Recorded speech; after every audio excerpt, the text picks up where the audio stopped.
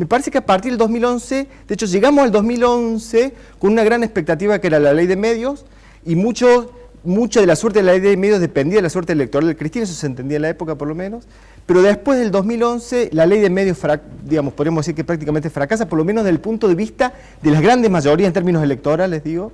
La ley de medios fracasa, el kirchnerismo abre una serie de disputas que están más orientadas a defender lo hecho que a avanzar. Por ejemplo, pensemos en la cuestión de la inflación, cuando intenta ofrecer un diagnóstico distinto a las lecturas ortodoxas, digamos, ¿no?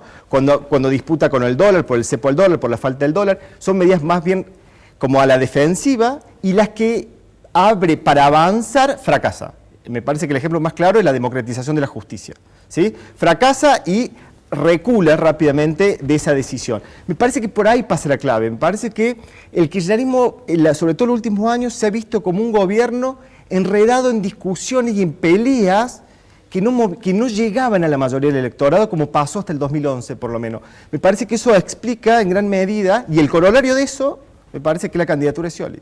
El corolario de esa moderación política que va más allá, insisto, de una cuestión de estilo, porque Cristina habló con el mismo tono. De hecho, el momento más recalcitrante fueron entre la crisis del campo, y sin embargo después saca el 54%, o sea que evidentemente me parece que es una hipótesis débil la del estilo. Yo creo que tiene que ver con la incapacidad de de tener esos efectos de movilización, y me parece que Scioli es el candidato de ese proceso, que cierra ese proceso, y me parece que es un candidato que tenía que en nombre supuestamente de una capacidad de movilizar un supuesto voto independiente, lo que se terminó demostrando que ese voto independiente no existe, que no es tal, que no tiene esa forma, y que además tenía muchos problemas de gestión en su provincia, y eso se ha trasladado en el corte de boleta. Vos recién te preguntabas si se evaluó. Evidentemente que se evaluó en la provincia de Buenos Aires, porque por la cantidad de corte de boleta que hubo. Sí, no, a mí me parece que yo no estoy de acuerdo con a ver, los dirigentes.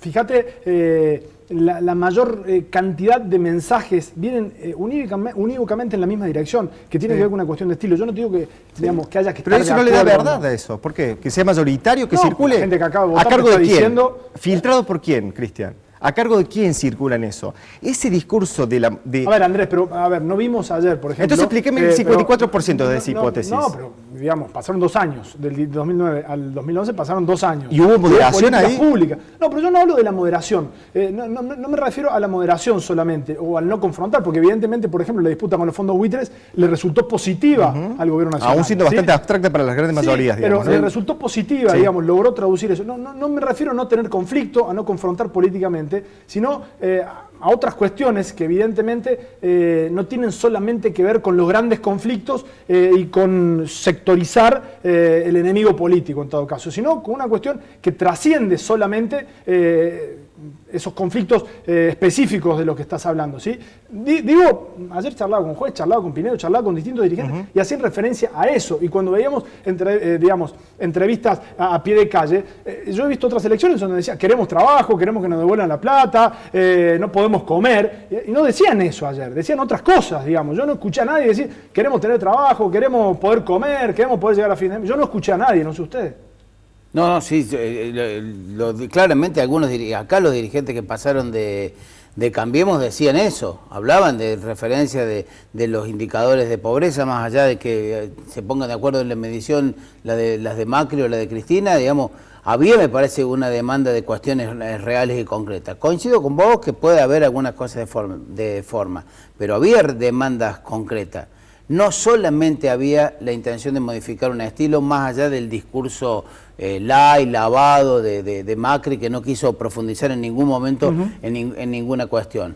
Pero más allá del discurso del candidato, me parece que había una demanda de sectores de los votantes que sí querían no solo un cambio de estilo. Quiero que escuchemos algo que dijo de la Sota hoy con Slotoviazda.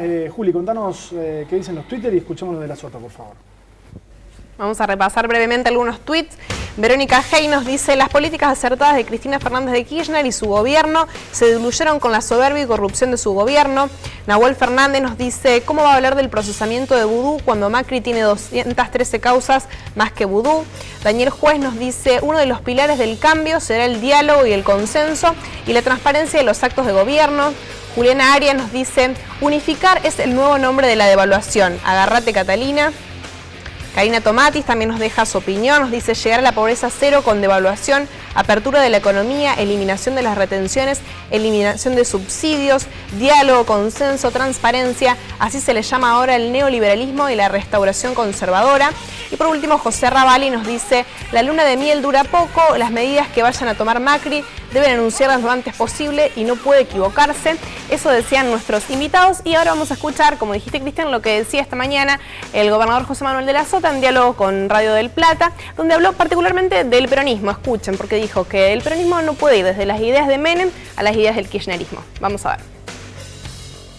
Yo veo que hay muchos gobernantes, intendentes, legisladores, que durante todos estos años, un poco por obediencia debida, han soportado una conducción rígida, casi estalinista, de lo que es el Frente para la Victoria. Yo no llamo el justicialismo, que es quienes tuvieron una derrota ayer. Pero me parece que el peronismo tiene que empezar a definirse de cara al futuro. No puede haber un movimiento político donde una vez estén las ideas de Menem y otra vez estén las ideas de Kirchner y sea el mismo partido político. Yo fui uno de los que participamos de la renovación peronista, pero lamentablemente nos quedamos en una renovación de método, pero no hicimos una renovación de la propuesta política. Bueno, ¿lo habían escuchado? ¿Habías escuchado, Andrés? No, la verdad que no. Ya sorprende, no sorprende nada. Hay que achicar la amplia avenida del peronismo. Sí. Bueno, hay que ver cómo se resuelve. Evidentemente que, digamos, a su modo está describiendo una realidad que se viene, que es inminente, que es una disputa interna del PJ, digamos, ¿no? Entre justamente sectores vinculados, sectores más conservadores, vinculados al del azotismo, que es uno de los referentes con más legitimidad, por cierto, en el interior del PJ, con Massa, digamos, ¿no? Que es parte de una renovación también dirigencial, y con todo lo que podríamos denominar el pankirchnerismo, digamos, que tiene una pata afuera del PJ y otra pata adentro. Vamos a ver cómo se resuelve esa tensión. Y el rol que ocupe Cristina, ¿no? O sea, obviamente que Cristina va a ser un actor político clave, y ahí hay que ver si se va a unificar el peronismo en una sola conducción, o va a haber, o estas distintas expresiones que tuvieron una distinta representación electoral en su momento, se mantienen divididas a la hora de ejercer un rol de oposición en el gobierno de Macri. De hecho, pero sí, parte de la moderación del kirchnerismo que señalaba tiene que ver también con el PJ, ¿no? El kirchnerismo en un momento avanzó fuerte en contra de una estructura que yo entiendo que es nefasta, el PJ, sobre todo característico de la provincia de Buenos Aires, que es realmente un atraso para la democracia, me parece, de todo punto de vista. Y me parece que el kirchnerismo terminó ofreciendo, después de dar todas esas luchas, después de los ida y vuelta, de las tensiones que se produjo, terminó ofreciendo una lista profundamente pejotista, ¿no? Con Scioli, con Aníbal Fernández y con muchos de los varones. Fue la que le permitió ganar elecciones. Y mucho, el peronismo le permitió ganar elecciones. En 2007 y en 2011, ¿sí? No ha ganado elecciones con la Cámpora, ha ganado elecciones con el peronismo. Yo no estoy tan seguro. Fue en su momento una herramienta electoral eficaz. Sí, bueno, a mí me parece un rato eso, digamos. Yo no sé si es tan determinante la atracción de una estructura territorial a la hora de una elección general. Por supuesto que influye, evidentemente que influye, pero no creo que te resuelva en la elección, no creo que explique los 20 puntos de diferencia de Cristina en el 2007, no creo que explique los 30 puntos de diferencia de Cristina en el 2011. ¿Sí? Me parece que ahí el kirchnerismo de nuevo generó expectativas y se quedó corto. El kirchnerismo compró hecho acá en Córdoba también con De la Sota, ¿no? Porque por supuesto, dice que tuvo 20 años de pelea. Esos son parte de los errores del kirchnerismo, me parece. Pero hubo decisiones, más allá del discurso de De la Sota, hubo decisiones del gobierno nacional que le generaron un rechazo muy marcado entre los cordobeses, que supera el tema de la lógica que plantearon Schiaretti y De la Sota de la discriminación. Hubo acciones concretas, lo de los saqueos, el autocuartelamiento y la negación de enviar gendarmería, la no asistencia en las inundaciones. Fíjate cómo votó la población de las zonas inundadas, 76-77% en esos pueblos ganó Macri. Me parece que le estaban diciendo, bueno, te olvidaste de venir con el gesto de un funcionario nacional, te olvidaste de mandar un cheque para reparar un puente, para construir una casa, ni hablar de esa herida abierta que quedó en la sociedad cordobesa, que fue los episodios de violencia del 2013. Hay un montón de conductas que en la pelea política entre el gobierno nacional y el provincial, me parece que la nación se olvidó de mencionar que estaba afectando no a un proyecto político que era el del gobernante en Córdoba, sino a los ciudadanos. Sí, Roberto, estoy de acuerdo con lo que decís, pero también es verdad que la ciudadanía con esa mayoría tan contundente adjudique en esa disputa entre el gobierno nacional y el gobierno provincial tanto las tintas, cargue tanto las tintas exclusivamente sobre el gobierno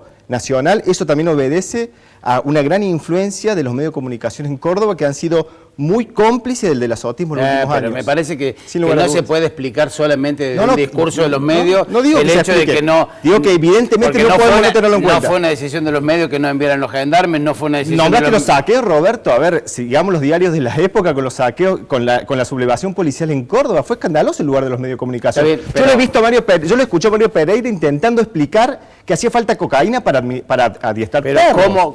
¿cómo explicar desde el discurso de los medios que en la Yo inundación no lo de Córdoba explico, no digo que son llegó una ningún variable. funcionario No, si yo nacional? estoy de acuerdo, te estoy diciendo que estoy de acuerdo con vos. Lo que digo es que no podemos, que no es obvio que la grande mayoría de los cordobeses cargue las tintas sobre el gobierno nacional casi en exclusividad en ese conflicto. Bueno, pero esa fue la decisión que tomaron. ¿Quiénes? Los cordobeses, digo, que vos Bueno, claro. sí, pero convengamos que no somos todos seres autónomos que estamos separados unos de otros. Les agradezco, seguimos charlando ahora me tengo que ir.